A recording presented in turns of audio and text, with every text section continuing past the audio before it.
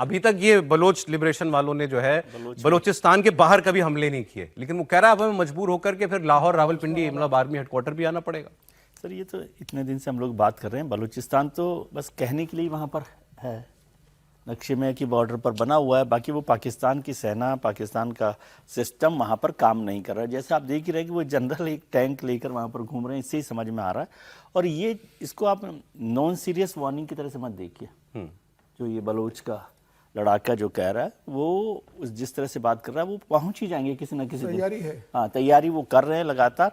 और किसी दिन मान लीजिए सेना ने कुछ और ज़्यादा कर दिया तो वो गुस्सा बढ़कर, और इसमें इंपॉर्टेंट बात ना जो समीर जी भी कह रहे हैं कि बलोच केवल जो लड़ाके लोग हैं या जो आतंकवादी जिसको पाकिस्तान कहता है वो नहीं है, पूरी जनता वहाँ की जो है वो उनके साथ खड़ी हुई है, इसलिए बहुत मुश्किल वहाँ हो गई है और इससे निपटना अभी उनके लिए बहुत। अभी इस बलोच फाइटर ने कहा पंजाबी आर्मी जी, तो पंजाबी आर्मी जुल्म करती है हम पे, हम उसका जवाब देते हैं। ये बात मैंने पाकिस्तान के लीडर ऑफ ऑपोजिशन से भी सुनी, आपको मैं सुना रहा हूं। पाकिस्तान का ऑफिशियल लीडर ऑफ ऑपोजिशन, वहां की पार्लियामेंट में जो लीडर ऑफ ऑपोजिशन है, वो कह रहा है कि ये पाकिस्तान की फौज 4 जिलों की फौज है। 4 जिलों की, उसने तो सर स्टेट भी नहीं बोला, बोले 4 जिले। इसमें कोई सिंधी है, कोई बलोची है, आप सुनिए। 75 साल से हम 3 जिलों की फौज को पाकिस्तान की फौज मानते हैं। 3 जिले पोटार को शामिल करके 4 जिले हो जाते हैं। 4 जिलों की फौज को हम पाकिस्तान की फौज मानते हैं। क्या इस फौज में मेरा हिस्सा नहीं होना चाहिए? अगर मैं आपसे पूछूं आपकी अफवाज में सिंधी कितने हैं, आपकी अफवाज में बलोच कितने हैं, आपकी अफवाज में सराइकी कितने हैं? तो वो बलोच वाला भी कह रहा है कि ये पंजाबी आर्मी है, ये भी यही कह रहे हैं 3 जिलों की फौज है। ये पाकिस्तान का सबसे बड़ा प्रॉब्लम है।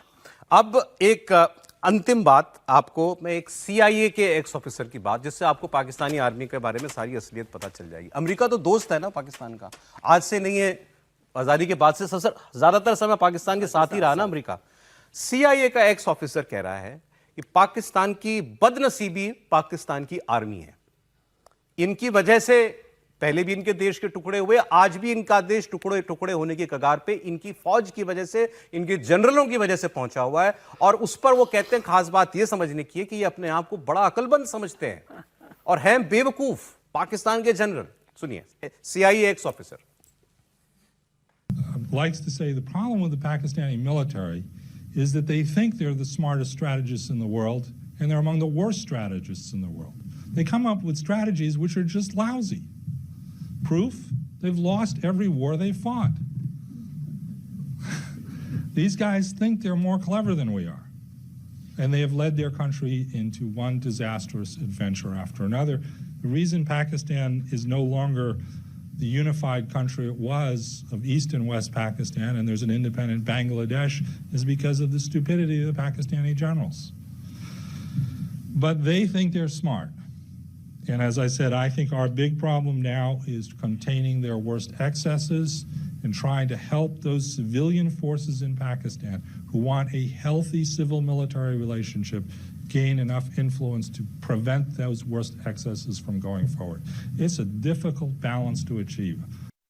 अब जो बात ये कह रहे हैं क्या ये पाकिस्तान की जनता समझे, बात तो तब है। इन्होंने कहा सिविल मिलिट्री बैलेंस क्रिएट करना ये हमारी जिम्मेदारी है। वो अपनी जिम्मेदारी मान रहे हैं अमेरिका ना के CIA ऑफिसर होने के नाते। सिविल पाकिस्तान को हम लोग कई बार कह देते हैं कि ओवर डेवलप्ड स्टेट है। स्टेट एपरेटस उसका इतना, खास करके जो आर्मी वगैरह का है, वो इतना ज़्यादा बढ़ गया है, इतना ज़्यादा ताकतवर हो गया है कि वो सिविल और पॉलिटिकल एडमिनिस्ट्रेशन या सिविल और पॉलिटिकल स्पेस जो है वो बहुत श्रिंक कर गया है वहाँ पर पाकिस्तान के अंदर।